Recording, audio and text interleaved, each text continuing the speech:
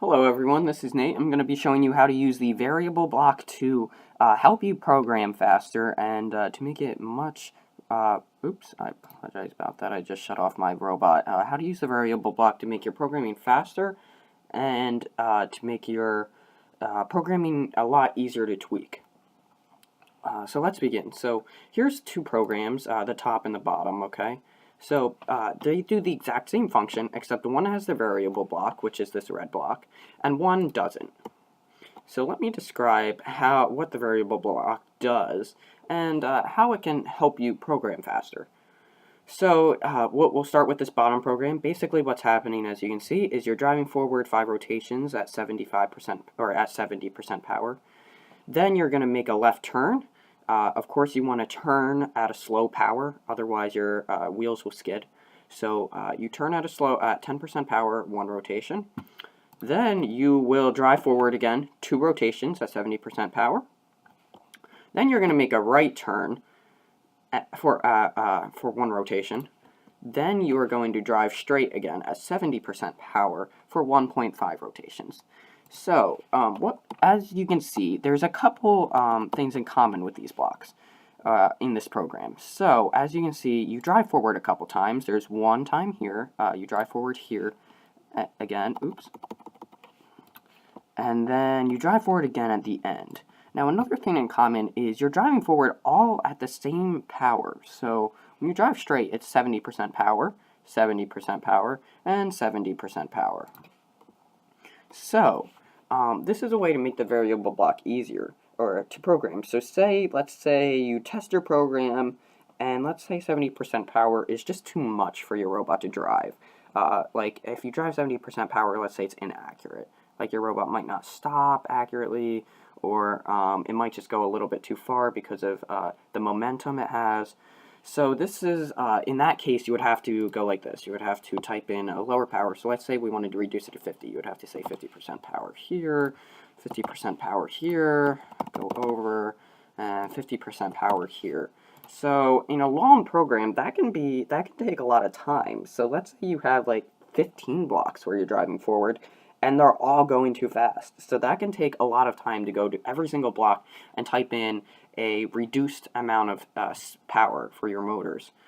Now, especially if you're not sure what power is best for your robot to drive and you have to try it multiple times, then that can end up consuming a lot of your time. So here's a way that the variable block can help make that easier to program. So on the top, we have the exact same program, except it uses variable blocks. So the variable blocks are the red ones. They're located in the data operations section. They're the first block. So here's what's happening. So as you can see, there's the first thing you may notice is that you have the red blocks, obviously, that are the variables. And then the second thing you may notice is you have these yellow wires coming from them. And then they're going into the power section of your drive. You can see it here, you can see it in the first one, and then you can see it at the end. So this is what the variable does. So you would start with writing a right variable. It's called, you go into the variable block, you go into the right section in numeric. So basically what you would do is you type in whatever number you have typed in here. Actually, let me come back to that. Then you would add a read variable block. So you go into the variable read numeric. Oops, read and then numeric. So now let me go back to that. So you're writing in this one and then you're reading in this one. So what's happening is that whatever you write, like as the digits you write in this block, this variable, this block, the second one, the second variable, will read that amount of digits. So let's say you typed in 25 in this block. That means that this block, the read block, is going to read 25. So if you typed in 45, it's going to read 45, the value 45. So how can you use that? So like I said before, you drove at 70% power or 50% power in all your drive blocks down here. And let's say that was too fast. So a way to make that more efficient is you can add a read variable before every drive block for example, like this one. And then, as you can see, where it would be 50 right here, I added a variable. Let me fix that for you so you can see it better. And then, so you would add the read, make sure it's read, and then numeric. So you add a read numeric variable block before every time you drive forward. So what's going to happen is then you would connect the output into the power of your motor, like so. And what that's going to do is that means that whatever this variable reads is going to be the power for that your motors are going to drive. So that makes it easier in the sense of, let's say originally I had 70% power for my driving. Remember, that was a little bit too fast. Let's say that was too fast.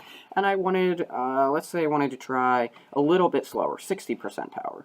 So I type in 60 here, and that's going to adjust the power for all of these blocks, these drive blocks. So I don't have to go to every individual drive block and type in 60% power.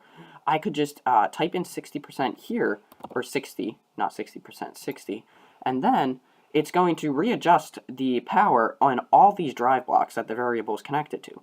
So let's say 60 was even too fast. 45. Let's try 45. So that's going to readjust all the drives to 45 power. So as you can see, this can save you a lot of time, especially if you have a very lengthy program and you would have to go to every single individual drive block and adjust that power. If you added and you use the variable concept, then you can just adjust this main right numeric variable block here, and it'll adjust the rest of them in the program for you. So you can save hours and hours of time. Especially with tuning and FLL and tuning your robot, this can come in handy because a lot of times you have to keep adjusting your program slightly over and over and over until you get what you want. And in that case, this could be, it could take you hours to use this method, the standard method, rather than only minutes if you use the variable method. I hope you enjoyed this video. If you have any questions about the variable or the variable block or any other block you would like to see me do a tutorial on, say down in the comments. Please give this video a like if it helped you in any way. And please subscribe to my channel. I will be posting weekly on more programming tutorials and robot tutorials. Okay, enjoy the rest of your day.